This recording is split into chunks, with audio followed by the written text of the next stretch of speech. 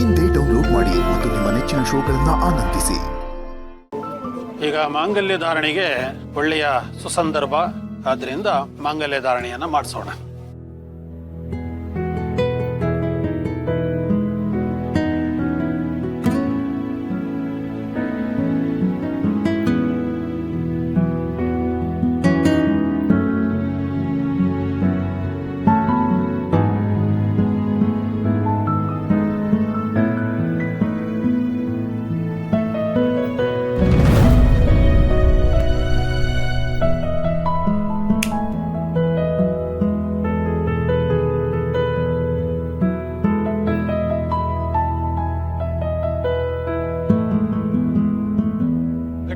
ಗಟ್ಟಿ ಮೇಳ.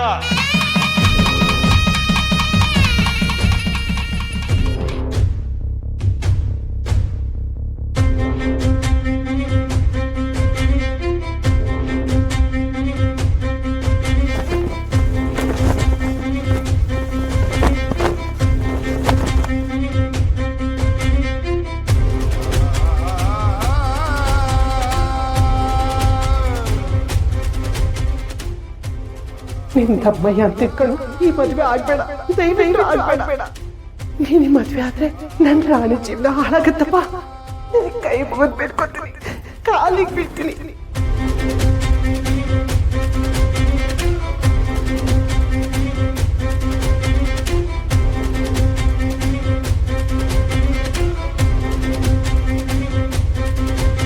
ನನಗೀ ಮದ್ವೆ ಬೇಡ.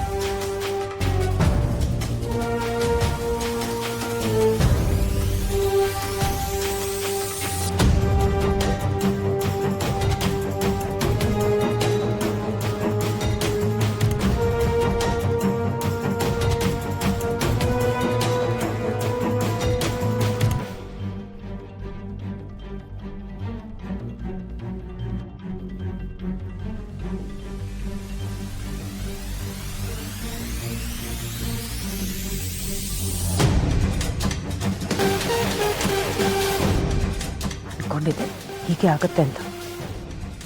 ಇನ್ನು ನಾವು ಮಾಡಿರೋದಕ್ಕೆಲ್ಲ ಮಣ್ಣು ಹಾಕಿ ನಮ್ಮ ಮೇಲೇನೂ ಮಣ್ಣು ಇರ್ತಾನೆ ಈ ಪ್ರಜ್ಞಾನ್ ಮಗ.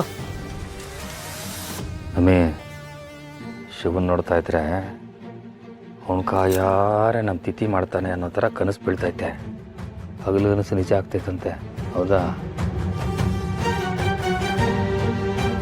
ಏನಾದರೂ ಮಾಡ್ರಮ್ಮ, ಸುಮ್ಮನೆ ಮಾತಾಡ್ಕೊಂಡು ನಿಂತಿದ್ದೀರಲ್ಲ.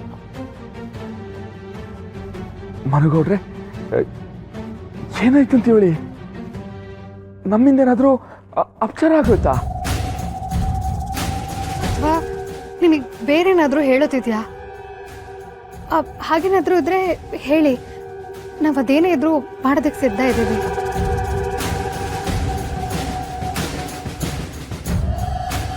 ಆದರೆ ಹಸೆ ಮನೆ ಮೇಲೆ ಕೂತ್ಮೇಲೆ ಮದುವೆ ಬೇಡ ಅಂತಿದ್ದೀರಲ್ಲ ಅಮ್ಮ, ನೀವಾದರೂ ಹೇಳಿ. ನನಗೀ ಮದ್ವೆ ಬೇಡ.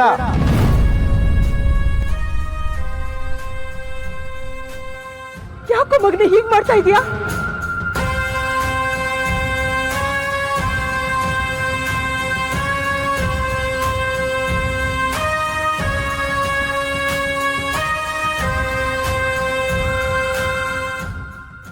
ಅಲ್ಲ, ಯಾಕೆ ಅಂತನಾದ್ರೂ ಹೇಳಿ. ಅಲ್ಲ, ನನ್ನ ತಮ್ಮ ಈ ಮದುವೆನ ಯಾಕೆ ಬೇಡ ಅಂತವನೆ ಅಂದ್ರೆ ಅದಕ್ಕೆ ಉತ್ತರ ಇಲ್ಲೈತೆ ನೋಡ್ರಿ.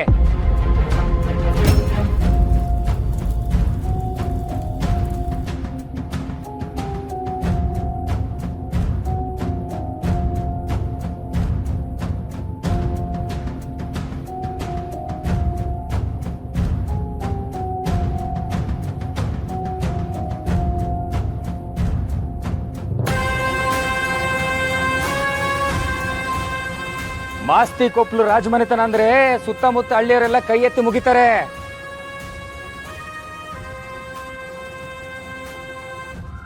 ನಮ್ ಚಿಗವನ್ನ ದ್ಯಾವ್ರು ದ್ಯಾವ್ರು ಅಂತಾರೆ. ನಮ್ಮ ಮನಗೌಡ್ರನ್ನ ರಾಜ್ಕುಮಾರ್ ಅಂತ ಕಾಲಿ ಬೀಳ್ತವ್ರೆ.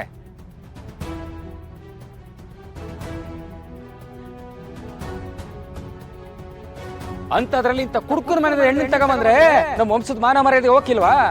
ಅದಕ್ಕೆಯ ಮನಗೌಡ್ರು ಮದುವೆ ಹಾಕಿಲ್ಲ ಅಂದಿದ್ದು.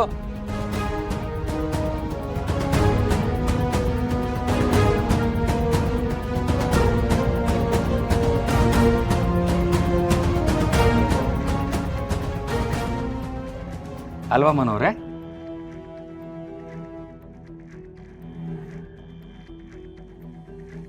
ನೀವೇನು ಯೋಚನೆ ಮಾಡಬೇಡಿ, ಮನು ಹತ್ರ ನಾನು ಮಾತಾಡ್ತೇನೆ. ಮನು, ನಾನು ನಿನಗೆ ಅತ್ತಿಗೆ ಆಗಿರ್ಬೋದು, ಆದರೆ ನೀನೇ ಯಾವಾಗಲೂ ಹೇಳ್ತಾ ಇದ್ದೆ ನಮ್ಮ ತಾಯಿಗಿಂತ ನೀನು ಹೆಚ್ಚು ಅಂತ. ಅಪ್ಪ ಕುಡುಕ ಆದರೆ ಮಕ್ಕಳು ತಾನೇ ಏನು ಮಾಡ್ತಾರೆ ಹೇಳು?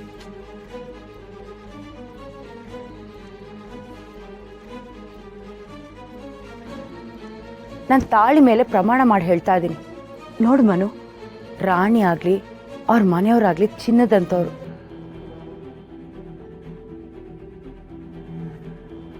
ಮದುವೆ ಮಾತ್ರ ಬೇಡ ಅನ್ಬೇಡ, ಮದುವೆ ಮಾಡ್ಕೋ.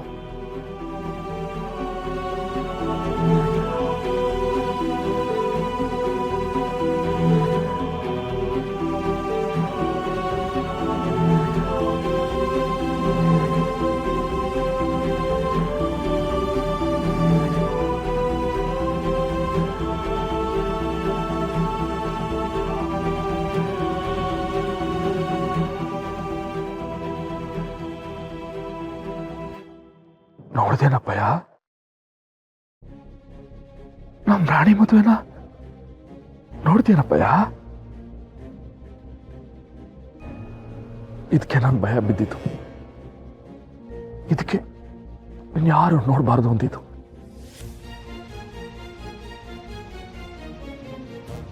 ನನ್ನ ತಂಗಿ ಜೀವನ ನಾಶವಾಗೋಯ್ತದೆ ಅಂತ ಹೇಳಿತು.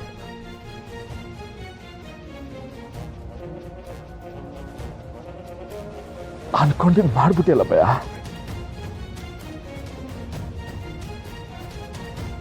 ಈಗ ಸಮಾಧಾನ ಭಯ,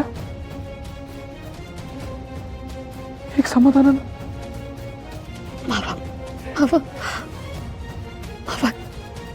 ಇದೆಲ್ಲ ಮಾತಾಡ್ಬೇಕಿತ್ತ ಹೇಳು? ಎಲ್ಲರೂ ನಮ್ಮನ್ನೇ ನೋಡ್ತಿದ್ದಾರೆ. ಮಾತಾಡ್ಬಾರ್ದು ಮಾವ. ಮಾವ, ನನ್ನ ಮಾತು ಕೇಳು. ಮನಗೌಡ್ರಿಗೆ ಅರ್ಥ ಮಾಡಿಸಿ ಮದುವೆ ಮಾಡಿಸ್ಬೇಕು ಮಾವ.